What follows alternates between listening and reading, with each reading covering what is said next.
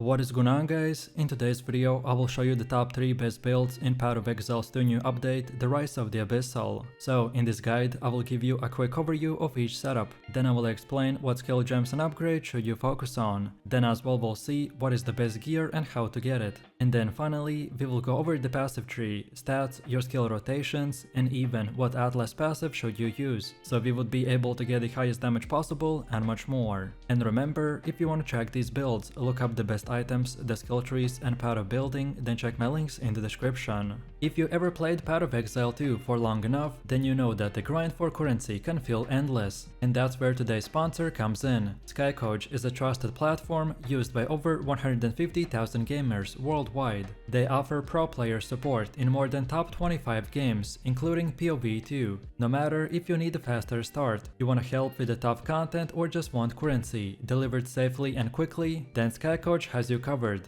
What I really like is how smooth the whole process is, from click to the gameplay in minutes, clear and fast chats with their team, plus if an order is not fulfilled you get an instant refund. I've tried it myself and honestly it just makes the game more fun. So if you wanna skip the grind and enjoy POV2 your way, then click my link in the description to check out SkyCoach and use my code KAID for extra 10% off. This setup takes the full advantage of the brand new infusion mechanics by letting us unload insane amount of burst AoE damage while still maintaining off-screen clear speed that feels borderline unfair. This build feels smooth early on, scales like crazy later, and has a god mode energy when it really comes fully online. This is not just your average lightning caster, this is the mana stacking arc stormweaver, which is a build that completely rewrites how you think about resources. Instead of mana just being a bar you deplete when casting skills, it becomes the core stat that fuels everything, so offense, defense, sustain. All of these will tie back to one thing, the maximum mana. The more mana you stack, the more devastating arc becomes, because the harder you shock enemies, the more effective your defenses become. By combining Stormweaver's lightning ascendancy tools with the Archmage scaling and intelligence gearing, this build transforms your blue orbs into the single most important stat in the game. Its chaining clears trash mobs like nothing else, and when combined with the Stormweaver bonuses and the mana scaling, its single target absolutely shreds bosses. Every chain, every crit, every shock is powered by investment that we poured into our mana pool, making the skill feel both satisfying and incredibly reliable. And backing up the arc, we have new infusions. These will let us stack up burst windows where our damage goes into overdrive, and thanks to our mana synergy, we can easily afford it. So let's take a look at our skill gems. At the heart of this build is the arc. It's our bread and butter, our primary source of clear, and the spell that scales directly with our mana stacking approach. The gem supports here are focused on turning arc into a powerhouse. So Archmage is mandatory, converting your massive mana pool into the raw damage. Then you want supports like the spell Echo for the rapid double casting, increased critical damage, and the chance for scaling shock multipliers. When you're hitting with the arc under a full set of infusions, it feels like chaining lightning storms across the entire screen. Next is the Orb of Storms, and this is more just a utility button. Orb of Storms will apply consistent shocks and the exposures by setting up enemies that take increased damage, but the real synergy here comes from combining it with infusions, so casting Orb of Storms essentially will prime your rotation, letting you build those infusion stacks that supercharge your arc spam. You just need to place it down before every big fight and watch it boost your damage. Then next we got Mana Tempest, which is a crucial sustain skill. This one keeps your resources topped off and ensures that even in extended fights, you never feel starved for the mana. It creates those burst windows where you can spam arc relentlessly without worrying. You'll learn to time it with your Orb of Storms and the Sigil of Power for the maximum effect. Speaking of which, the Sigil of Power is another gem that fits seamlessly into this build. It gives you an area of strength to fight inside, both by increasing your lightning damage and providing a layer of protection against heavy hits. You can drop it for the bosses or dangerous rares, and it turns those fights into controlled battlegrounds, where you're the one dictating the pace. Now let's talk about the passive tree. The essential psychology here is simple. Stack as much mana as possible, and then let every part of the build flow from that. Nodes that increase maximum mana, both flat and percentage based, are your top priority. Intelligence nodes are also highly valuable, as they boost mana while helping to meet the gem requirements. Once foundation is in place, you can branch into spell damage, lightning penetration, and the shock effect nodes. These will ensure that the arc feels deadly in both mapping and bossing. Shock effect in particular is critical because the Stormweaver's ascendancy passives will reward you heavily for applying and scaling shock. The more consistently and powerfully you can shock, the more everything else will snowball. Cast speed is another core investment, because you're spamming arc continuously. More cast speed not only makes the build smoother, but also increases the EPS by letting you fit more casts into each infusion windows. Then on defensive side, the tree grabs key nodes for the Mind over Matter and the Eldritch Battery, by converting mana into effective mitigation. Life and energy shield clusters are also picked up with efficiency, but our true defense comes from regeneration and recovery scaling. Mana recovery nodes ensure that even after big hits or heavy casting, your resource pool will snap back instantly, letting you keep casting and surviving. Then for cluster jewels and extensions, you want to look for curse effectiveness, lightning area of effect and mana recovery bonuses. These reinforce both the offense and sustain, keeping your build running at a peak power during extended fights. Now let's move into the gear. The number one rule is to stack mana everywhere where you can. Every piece of gear is an opportunity to push your pool higher, and every roll of flat or percentage increased mana will directly scale your damage and survivability. For your helmet, the best in slot is the Aviana Tiara, ideally rolled with high flat mana, intelligence and resistances. Then for your offhand, the Sacred Focus is incredible, by amplifying the spell damage while also giving you room to scale mana-based defenses. Then for gloves, go with the Maligori's Virtuosity. The crit scaling here is huge, and it ties perfectly into the build shock mechanics. Then for boots we should get the Bengal Sandals, again to prioritize mana, movement speed and resistances. Then your body armor is the Altar Robe, which is chosen for its mana scaling potential and defensive flexibility. The belt is also absolutely non-negotiable, which is the Darkness Enthroned. Into this you also want to socket the Tain Granel's Rune of Mastery, or increased shock magnitude. This interaction is one of the biggest power spikes in the build, and you will feel the difference immediately. Make sure that your version of the belt also allows glove sockets so you can maximize customization. Then for rings, we want one with a topaz ring and one with a ruby ring, each one rolled with a flat mana, resistances and ideally intelligence. These will cover your defenses while scaling damage. And then finally for the amulet, we have the Lunar Amulet. Here you want +1 to all lightning or spell gems, alongside flat mana, intelligence and the maximum life. Then anointing this with a shock related passives or the lightning damage is a cherry on top. Overall, yes, the gearing path is demanding, but every upgrade feels monumental. By the time that you're stacking multiple high mana rolls across your gear, the damage and sustain will be to insane levels. And now finally, let's see how to actually play this build. From Act 3 and onwards, once you pick up the Mana Tempest, you will feel the core loop come online. The rotation for the bosses is straightforward but immensely satisfying. So you drop the Sigil of Power to set up your arena, then apply elemental weaknesses for the cursed multipliers, then cast Orb of Storms twice to stack your infusions, then pop the Mana Tempest to flood your mana recovery, and then unleash the arc spam until infusions expire, then rinse and repeat and watch the bosses melt under consistent shock chains. Then for general mapping it's even simpler. Just pop the Mana Tempest, cast arcs, and let the chains do all the work. Most monsters won't even reach you before the lightning erases them. In denser content like the Legion or Delirium, you'll find the more monsters they are, the faster they vanish. It's that kind of a scaling that feels more OP the bigger the fight gets. And then defensively, we are constantly covered by the mana pool acting as a shield. Convalescence will give us sustain, while Eldritch Battery and Mind over Matter mean that you always have casting power even if you take a bit of a hit. Keep the Orb of Storms rolling for the shock and infusions, and your survivability will feel much better than a traditional sorceress build.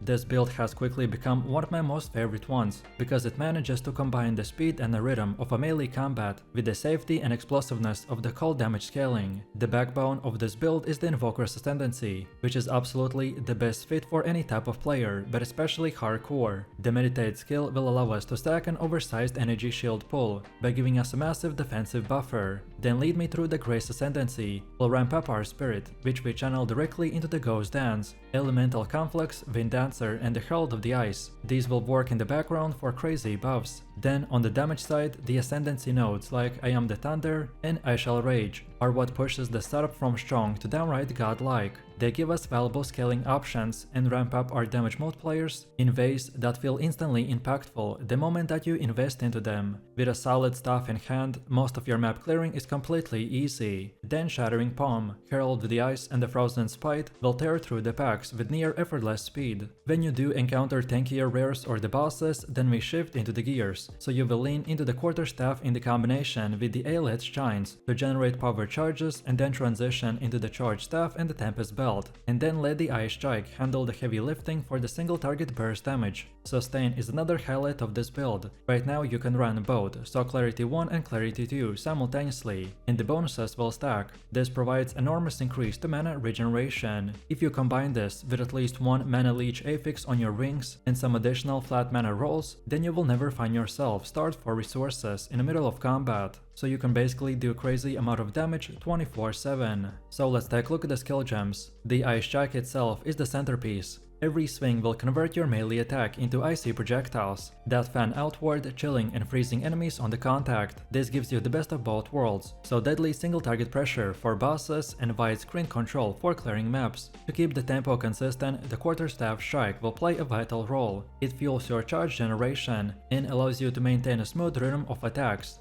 When paired with the Eldritch Chimes, the Quarterstaff Strikes ensures that you're always primed to unleash the Charge Staff, or combine it with the Tempest Belt if the moment calls for it. The Shattering Palm then joins the setup as an additional cold damage source. It keeps the pressure on the enemies between Ice Strike volleys, and synergizes beautifully with the freeze mechanics, by stacking damage while locking down the targets. Then Herald of Ice is where this build really shines in the term of clearing speed. Every time you shatter a frozen enemy, the Herald of Ice will trigger a cascade of icy explosions that spread across the entire packs. This means that Ice Strike does not just kill the first enemy it touches, it actually sets off a chain of reactions that wipe the screen in seconds. Then Meditate keeps your mana stable and smooths out the cooldowns, so you never feel locked out of your rotation. Then Elemental Conflux will spike your elemental damage across the board by amplifying your cold output to levels that can shred even endgame bosses. And then Ghost Dance provides a layer of survivability that doubles as mobility by giving you the freedom to reposition quickly,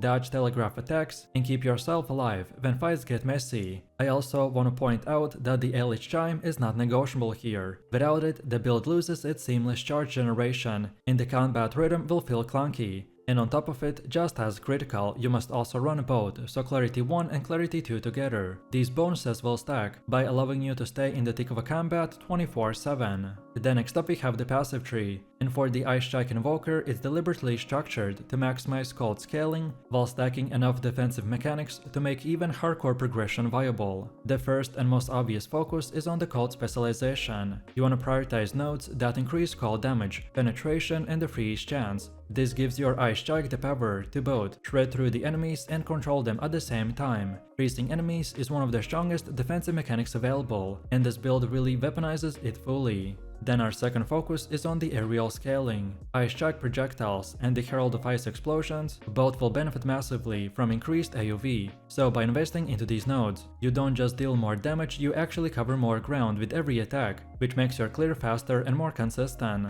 This is a crucial part of what makes this build feel so smooth to play. Then mana efficiency is another important choice, because we spam the Ice Strike constantly, so we want to go through the nodes that give us mana recovery and sustain nodes, and this is boosted by the charge generation and crit scaling, which both synergizes beautifully with Invoker's Ascendancy. Overall, with these investments, the build bursts feel reliable, not streaky, and your resource engine never falters. And then defensively, the passive tree leans heavily into the Ghost Dance synergy, so you build layers of evasion, dodge and energy shield recovery that allow us to avoid, mitigate and recover from incoming damage. Frozen enemies combined with the evasion-based passives will create a defensive loop, where you're both harder to hit and actively reducing the number of enemies. Altogether, this passive tree will achieve the perfect balance, so offensively it implies cold scaling, critical multipliers on AoV, and then defensively we combine evasion, freeze and the shield sustain. The result is a build that feels deadly without ever being squishy, and is perfectly suited for any type of player, but especially hardcore.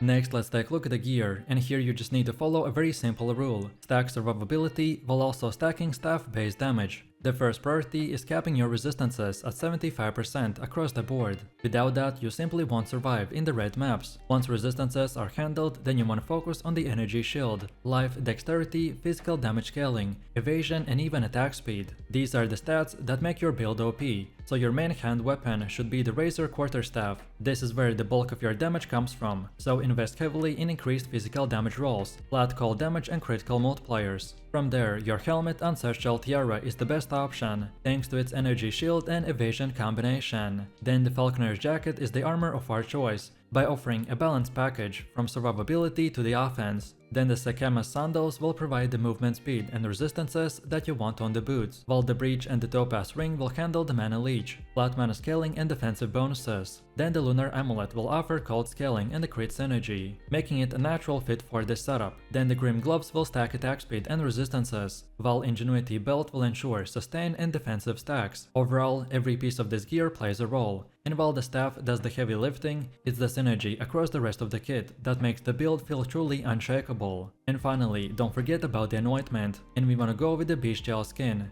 It's cost effective, efficient, and works beautifully with the scaling properties of our build. And now finally, let's see how to actually play this build. Your main loop is simple but endlessly satisfying, so Ice Strike is your core ability. You will be spamming it 24/7, pairing packs, freezing enemies, and laying down steady pressure against bosses. Every strike sends icy projectiles across the battlefield by stacking damage and control at the same time. Then to keep your engine running, you want to weave in the quarterstaff strike. This generates charges that fuel charge staff, ensuring that you always have the burst potential when you want it. Once momentum is rolling, then you drop Shattering Palm into the mix. This is your bursty AoV option, especially potent in boss fights or against highly packed mobs. Then Herald of Ice will run passively, as it transforms your combat into an avalanche of explosions. At this time, you want to focus on chaining freezes into the shatters, and you will watch entire screens vanish in icy detonation. Then, when your mana starts dipping, then Meditate keeps you topped off, with the Elemental Conflicts will spike your damage output during the key phases. And then finally, the Ghost Dance is the last tool in your kit, by letting you reposition, getting the dodge mechanics and staying alive during the most dangerous fights. This build has been taking off in 0.3, because it completely flips the script on what you expect from a spellcaster. Instead of relying on elemental nukes or flashy crit chains, the Blood Mage thrives on turning its own life force into a weapon and using bleeding debuffs to grind enemies down. Every single cast has a weight and every channel will feel dangerous, and the payoff is absolutely insane. At the heart of this build is the unique staff, the Sanguine Oath, which is a weapon that turns the act of a casting into a bloodletting ritual. Whenever you spend life instead of mana, your spells not only deal increased bleed damage, but they leave behind a lingering hemorrhage effect that stacks higher than anything that you can achieve with a conventional bleed setup. Without this staff, the build feels incomplete, but once you get it, the entire playstyle transforms. Your health pool will become your resource and your weapon. Pair this with a keystone called Hemorrhage Flow, which amplifies the bleed duration and scaling based on the missing life. And suddenly, being half dead actually will boost your performance. What makes the Blood Mage so unique is how he walks the razor's edge between the self-destruction and overwhelming offense. You are constantly trading your own life away, but in return, your screen floods with pulsing crimson damage over time effects that chew through even the tankiest bosses. And this isn't a glass cannon build either, it's a bleeding engine that thrives in chaos. So let's take a look at the core of our build, which is the skill gems. At the center is the Blood Surge, which is our main bleeding skill. The Blood Surge is a channeling spell that consumes your life in a steady pulse, while stacking devastating bleed effects on every enemy caught in its wave. It's your bread and butter, and you want to roll it on packs, on bosses, and anything that dares to step near you. The Blood Surge will scale with both the spell power and the physical bleed multipliers, which makes it a dream build around. Next we got the Crimson Chains, which is a tether spell that lashes enemies together with the veins of the blood. Anytime you inflict bleed on the enemy, the chains will replace it across the entire group. This is where mapping gets wild. You lock down a pack, bleed one target, and instantly the whole group is hemorrhaging, as if they got caught in the same cut. The Crimson Chains also will give us insane clear speed, because the more monsters you group up, the more bleed it spreads. And then for sustain and survivability, we're leaning heavily onto the Blood Offering. This ritualistic spell sacrifices a chunk of your life, but in return it grants you a massive damage boost, the bleed duration and the spell damage for a short window. And the best thing is that if Blood Offering kills any bleeding enemies, then you instantly recover a portion of the life you spent. It basically turns this mechanic into a self-fueling engine that keeps your cycle of casting alive. And then defensively, the core tools are the Bone Ward and the Hemoflesh Armor. Bone Ward is a barrier spell that absorbs a percentage of incoming physical hits by hardening your blood into the Skeletor Armor. And then Hemoflesh Armor is more thematic. It thickens your skin with a coolated blood by scaling directly with the amount of bleed damage you inflicted recently. The more enemies bleed, the harder you are to kill. And on top of that, utility gems like the Sanguine Dash will give us mobility, while synergizing perfectly with the bleed triggers. Every time you dash, you leave behind a trail of spattered blood that bleeds enemies who touch it. And then for bosses, you keep and Sanguinate Totem in your pocket, When you drop this totem, it echoes your bleed spells automatically by stacking additional hemorrhage effects while you focus on dodging mechanics. All of this comes together in a gem setup that feels more like a blood ritual than a normal rotation, so you're constantly juggling life, bleeding the room, and constantly being on the edge between insane power and dying.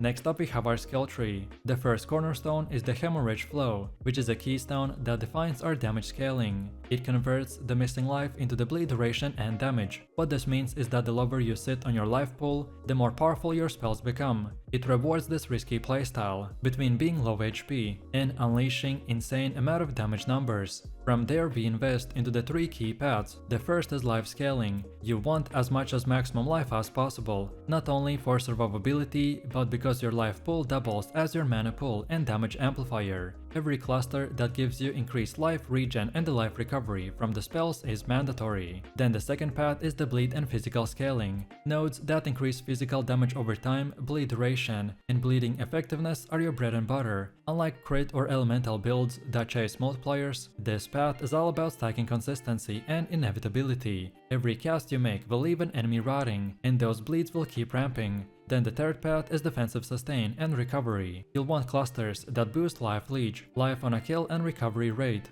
This ensures that the self-harm aspect of the casting will not spiral out of control. The blood mage thrives when it constantly trades life away and instantly regenerates it through the damage. By the time that your tree is complete, you will feel unkillable as long as you're casting, and enemies become your lifeline. Next up we have gear. Your absolute best in slot is the Sanguine Oath, which is a staff that enables the build. Nothing compares to it. It turns your self-damage into scaling bleed multipliers and adds the signature hemorrhage effect. A corrupted version with a +1 to all spell gems is the dream scenario. Then for your helmet, the Veil of the Red Hunger is the go-to. It increases the bleed duration while also granting you life regen per bleeding enemy nearby. In dense maps, this essentially makes you immortal. Then chest armor should be a high armor base with resistances. If you can roll increased life as extra energy shield, then it's even better, as it adds another buffer for your self-damage cycle. Then for gloves you want percentage increased physical damage over time, and plus levels of sacred bleed gems. Then for boots you should prioritize movement speed, life, and the bleed immunity corruption if possible. Then your amulet base should be the Bloodstone amulet, which inherently boosts the bleed scaling. Look for life, damage over time multipliers, and ideally a corruption that adds bleed deals damage faster. Then rings fill in resistances and life, but the dream mod is the bleeding you inflict deals damage faster. This single thing can drastically improve our boss DPS. Belts should be heavy leather with a flat life, bleed scaling, and the flask effectiveness. And don't forget about annoyance. On a budget, grab the hemorrhage for consistent bleed scaling. But if you got more currency, then Sanguinary Pact will give you insane offense and sustain.